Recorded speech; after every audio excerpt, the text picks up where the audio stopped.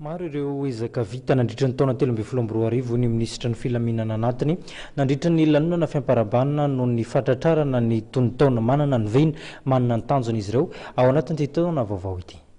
No tanterahana androany tetsy amin'ny toeram-pilanona polisy etsatany mora ny fiarabana tratry ny taona ho an'ireo polisy nasionaly ka tamin'izany nanambarany minisitry ny Filaminana anatiny ireo vina ho amin'ny taona 2024. Anisan'ny nisongadina tamin'izany ireo teboka vitsivitsy izay nanamarina ny didim-panjakana mahakasika ireo polisy ka anisan'izany ny fanovanan'ny taona ho an'ireo mpiofana oraika amin'ny 20 taona raha toa ka 20 izany. Natao hamohana ny didim-panjakana lahalana 13 bara 13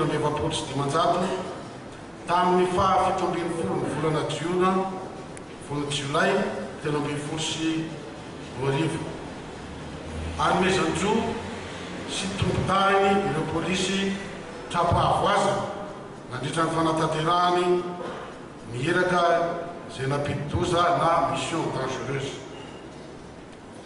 Izany ihany koa no anisany antony nanomezana avancement spécial ireo izay nianan-doza tao anatin'ny fanatanterahana ireny andraikitra ireny na dia tsy azo lazaina tena tonga lafatra aza izany.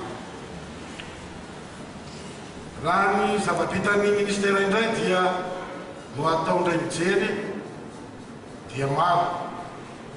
Voalohany tamin'ireny ny didim-panjakana miisa 13 izay mahakasika ny polisy pirenena izay lany nandritra ny taona 2024 ka ny 3 dia teo anivo ny filahakevitry ny minisitra ary ny 10 kosa teo anivo ny filahakevitry ny gouvernemanta.